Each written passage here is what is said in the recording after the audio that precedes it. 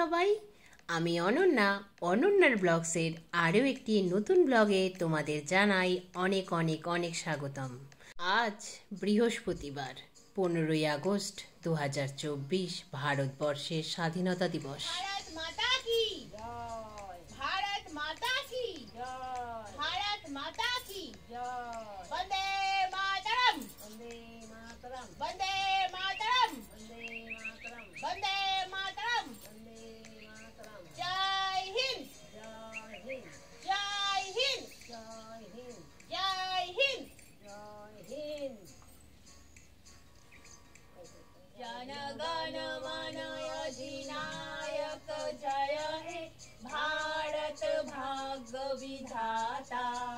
पंजाब सिंधु गुजरात मराठा द्राविड़ उत्कल बंग विंध्य हिमाचल यमुना गंगा उच्छल जलधि तरंग। तब शुभ नामे जागे तब शुभ आशीष मागे गाहे तब जय गाथा। जनगण मंगलदायक जय हे भारत भाग्य विधाता।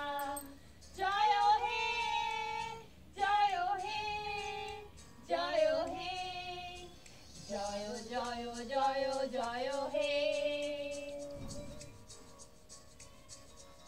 আজ যেহেতু ভারতবর্ষের ৭৮তম স্বাধীনতা দিবস, সেই জন্যই আজ আমি 6:30 নাগাদ ঘুম থেকে উঠে ব্রাশ করে ফ্রেশ হয়ে সোজাসুজি মাকে সাথে নিয়ে চলে এসেছি ছাদে এসে প্রথমেই পতাকা উত্তোলনটা করে নিলাম। তারপর ভারত মাতার উদ্দেশ্যে প্রণাম জানিয়ে তারপরে ভারতের জাতীয় সঙ্গীত মা আর মেয়ে একসাথে গাইলাম। মনটা বেশ আনন্দে ভরে গেল। তারপরে দেখলাম আমার ছাদের পর্তুলিকা সুন্দরীদের, সব দেখে নিচে এলাম। নিচে এসে বানিয়ে ফেললাম সকালবেলাকার চা পান সেরে চায়ের বাসনগুলো এক এক করে ধুয়ে নিলাম। আর বলো না, আজ তো মাসের 15 তারিখ হয়ে গেছে। যেহেতু মায়ের অসুস্থতার কারণে সেভাবে দেখতে গেলে মাসের প্রথমে মাসের বাজারগুলো করাই হয়নি, শুধুমাত্র সবজি বাজার করছি আর খেয়ে যাচ্ছি।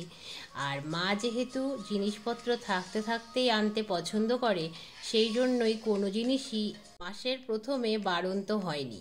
তো এতদিন পর্যন্ত তো চললই সব কিছুই, কিন্তু আজ আর বাজারে না গেলেই নয়। পরিস্থিতি শোচনীয়, প্রায় সব কিছুই বাড়ন্ত হয়ে গেছে। তাই সমস্ত ফাঁকা কৌটোগুলো আজ এক এক করে আমি চায়ের বাসন ধোয়ার পরে ধুয়ে দিলাম। কারণ মা বলে একটা জিনিস যা কৌটোয় থাকে সেটি শেষ হয়ে যাওয়ার পরে কৌটোটা মেজে ফেলাই বুদ্ধিমানের কাজ, তবেই সব কিছু পরিষ্কার পরিচ্ছন্ন রাখা যায়। সেই মতোই আমিও সমস্ত কৌটো ধুয়ে একেবারে দোতলার বারান্দায় দিয়ে দিলাম। ছাদে দেওয়ার থেকে বেটার এই জন্যই, দোতলার বারান্দায় যথেষ্ট রোদ আসে, আর দোতলার বারান্দায় দিলে বৃষ্টিতে সেভাবে ভেজার চান্স থাকে না। বর্ষাকালের বৃষ্টি যখন তখন চলে আসে, কোনো ঠিক ঠিকানাই নেই। তখন বুঝতেই পারবে না কোনটা আগে তুলবে, কাপড় না এই কৌটো। সেই জন্যই দোতলার বারান্দায় দেওয়াটাই সব দিক থেকে সেফ। তাই দোতলার বারান্দায় দিয়ে চলে এলাম নিচে এসে এক এক করে আজকে সমস্ত মশলাগুলো করে নিয়েছি। মশলা ছিল না জানো, সব মশলাই প্রায় শেষের পথে। আর আদা তো ইদানিংকালে হামালদিস্তায় থেতো করে করে দিচ্ছিলাম সমস্ত সবজিতে, বাটার মতো টেস্ট হয় না।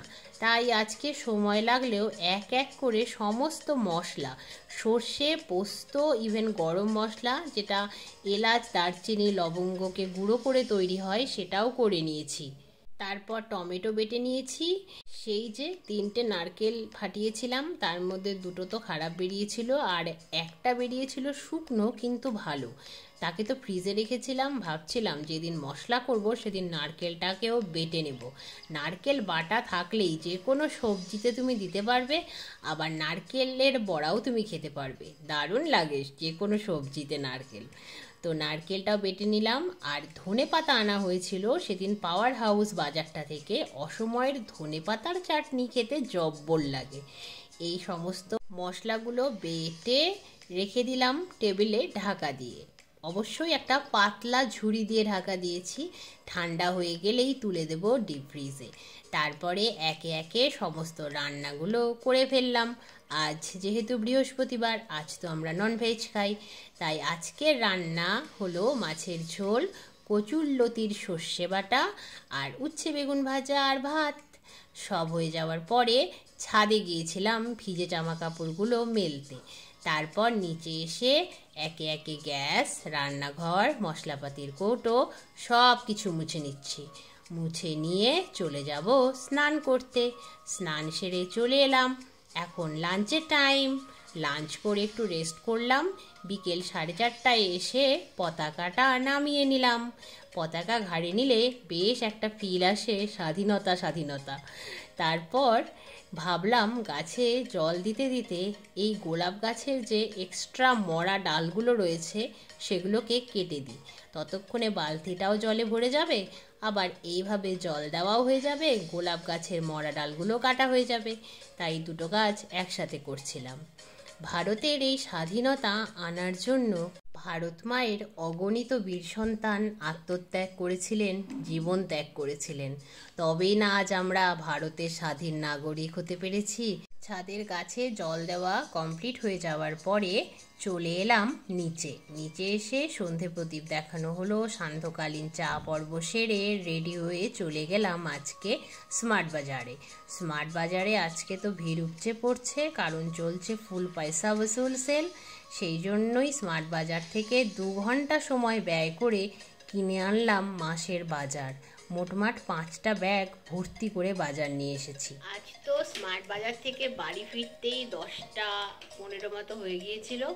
তারপর এসে ড্রেস চেঞ্জ করে ফ্রেশ হয়ে নিলাম। তারপর বাবার তো ডিনারের টাইম অলরেডি পার হয়ে গিয়েছিল। তো যাই হোক, একদিন তো কিছু করার নেই না, এই বাজারে দায়িত্ব তো আমাকেই নিতে হয়। তো যেতে তো হতোই, না হলে তো কিছুই ছিল না প্রায়। আজ মাসের 15 তারিখ। শুধুমাত্র মা জিনিসপত্র থাকতে থাকতেই নিয়ে আসতো। সেই জন্যই এতদিন অবধি মাসের বাজার ছাড়াও, মাসের বাজার না করা সত্ত্বেও একটা মাস পরে 15 দিন পর্যন্ত চলে গেল। কিন্তু যদি মায়ের স্টক করার অভ্যেসটা না থাকতো তাহলে তো চলতোই না। আর মাস পড়ার পরে আমার পক্ষে তো যাওয়া সম্ভব ছিলই না, কারণ তখন তো আমার নাজেহাল অবস্থা। এখন অনেকটা সয়ে গেছে, তখন তো সইতে সময় লাগছিল। যাই হোক, তো সেই জন্যই আজকে বাবার ডিনারও লেট, আমাদের ডিনারও লেটেই হলো। কিন্তু জিনিসপত্রগুলো যথাস্থানে রাখার মতো এনার্জি আর নেই আমাদের শরীরে। তো সেই জন্যই ভাবছি কালকেই সব যথাস্থানে রেখে দেব। আজকে মোটামুটি সব চেয়ারের ওপরে রেখে দিলাম। যতগুলো ব্যাগ হয়েছিল একটা চেয়ারে আটেনি, মোটমাট 3টে চেয়ার অকুপাইড হয়ে গেছে ব্যাগগুলো রাখতেই। তো সব রেখে দিয়ে রান্নাঘরে যাবতীয় কাজ কর্ম কমপ্লিট করে এই ঘরে এলাম। এখন বেডটাকে রেডি করব, তারপর শুয়ে পড়ব। বাবা, স্বাধীনতা দিবস কিছু কাটলো আমার। আমি স্বাধীন হতে পারলাম কিনা জানি না, তবে হ্যাঁ, মাসের বাজারের যে হেডেকটা ছিল সেটা গেছে। কালকে তো আবার বাজারে যেতে হবে, পরশুদিন মনসা পুজো রয়েছে, সেই পুজোর বাজার করতে।